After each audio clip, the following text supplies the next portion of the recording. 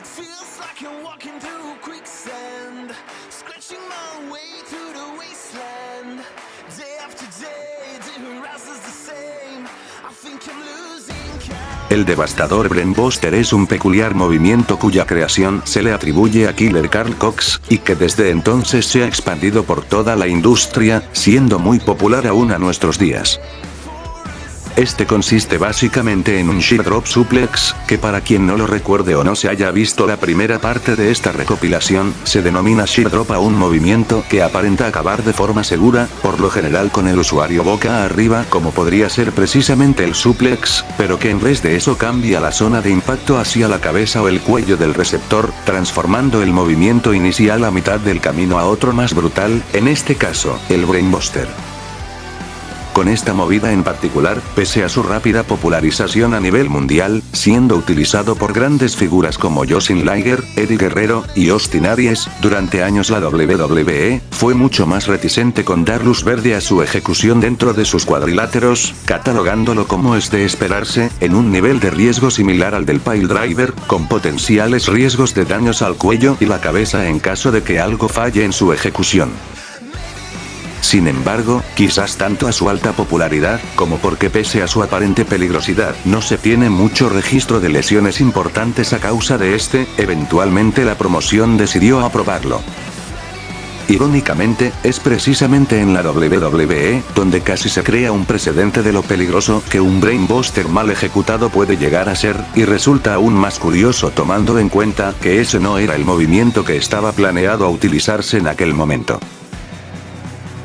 Si no saben a lo que me refiero, estoy hablando de aquel infame combate entre el Undertaker y Goldberg en el también infame Super Showdown, en el que luego de un desarrollo muy torpe y con varias movidas peligrosamente mal ejecutadas, cerca del clímax, Goldberg decide ejecutar su jackhammer al hombre muerto. Sin embargo, debido principalmente a que ya para este punto el icono de WCW estaba cargando con una contusión cerebral agravada por varios golpes feos a la cabeza a lo largo del encuentro, no fue capaz de levantar correctamente al enterrador, y en consecuencia tampoco de ejecutar bien su finisher, convirtiendo este en un fallido Brainbuster que si bien causó cierto daño en Taker, por fortuna no se trató de una lesión grave.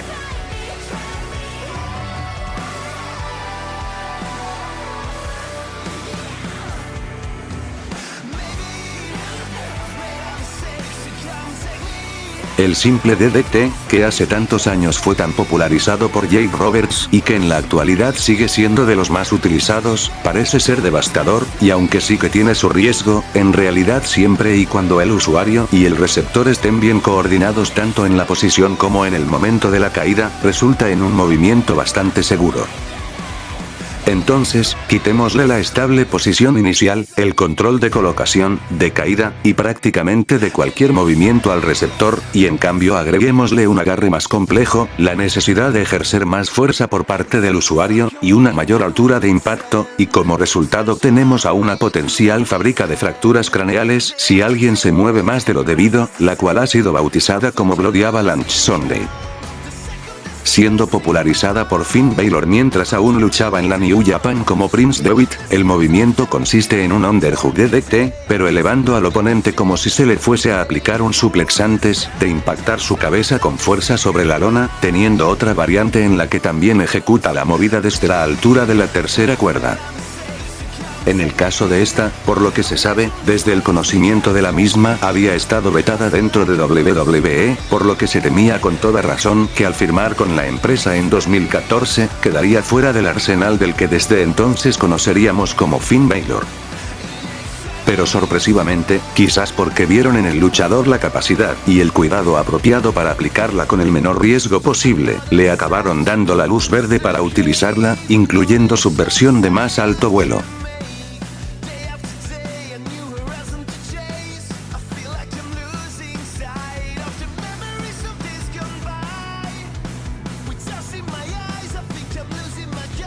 El Moscow Buster es reconocido como uno, y muchas veces el principal finisher de Samoa Joe desde sus primeros pasos por la entonces TNA, y que llevaría consigo a su llegada a la marca amarilla de WWE, NXT.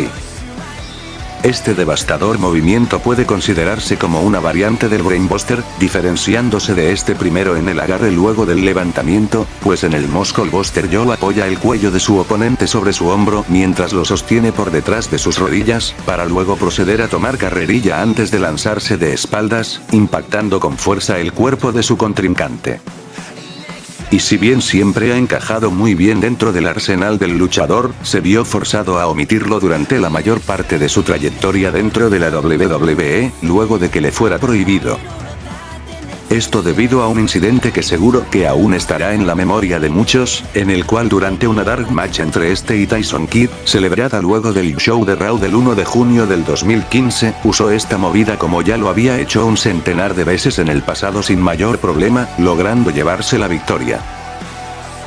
Sin embargo, mientras Joe celebraba, Kidd mostraba serias dificultades para recomponerse, quedando en evidencia que algo había salido mal, y en efecto, este había sufrido una muy seria lesión en su médula espinal, que según reportes posteriores, resultaba sorprendente que no hubiese dejado como mínimo parapléjico al luchador, aunque lamentablemente sí lo forzó a retirarse de los cuadriláteros hasta nuestros días, de la misma forma que la empresa rápidamente prohibió el uso del Muscle-Buster, obligando a Joe a usar únicamente su Coquina Clutch.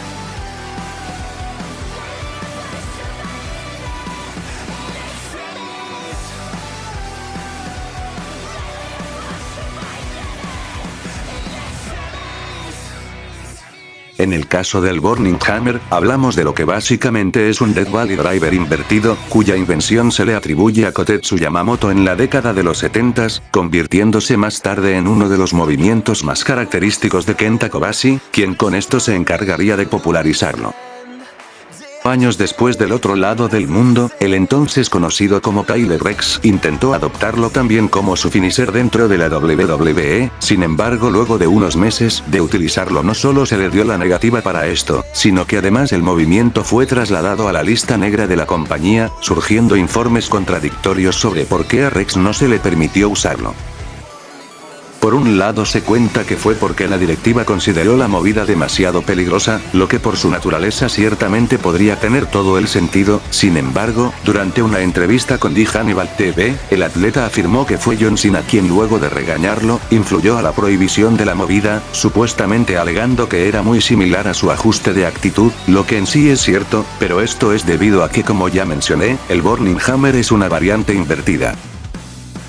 Aún así resulta curioso, más tomando en cuenta que posteriormente, Brian Kendrick o Bianca Belair por dar dos ejemplos, adoptarían el movimiento sin ningún problema años después, dejando claro que el mismo ya no estaba neado, y ciertamente dando más credibilidad a aquellas declaraciones de Rex, con un Cena ya más ausente para entonces.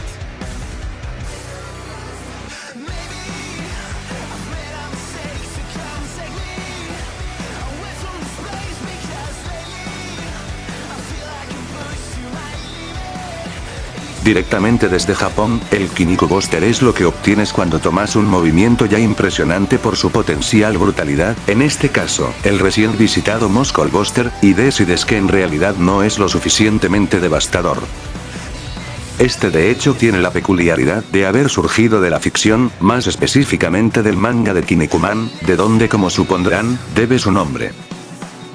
En este caso, en lugar de que el usuario se lance de espaldas para impactar al receptor con fuerza sobre la colchoneta, se tira directamente ya sea para un sentón o para caer con las rodillas, haciendo que este impacto genere presión de rebote hacia arriba, empujando el cuello de la víctima contra su hombro.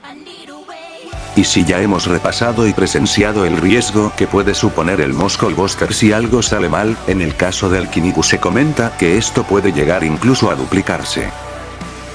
En primer lugar y como puede resultar más evidente, el receptor se ve en el riesgo de sufrir graves daños en el cuello debido a la compresión contra el hombro del usuario, y segundo, si el movimiento se lleva a cabo mediante un sentón, también se suma la posibilidad de un eventual daño tanto en la pelvis, como en la parte baja de la columna del usuario, debido al peso combinado tanto de este como del receptor a la hora del impacto.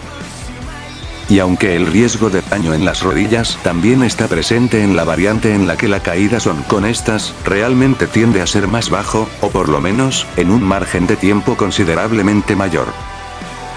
Es principalmente por estas razones, que a día de hoy dentro de la WWE, no se ha permitido el uso de este movimiento, y tomando en cuenta que su versión más ligera, el Muscle Buster, también fue puesto en la lista negra, se vislumbra poco probable que esto cambie por un buen tiempo, aunque aún así, donde la movida sí ha estado presente, es en numerosos juegos de la empresa, haciendo su debut en el SmackDown, Here Comes the Pain.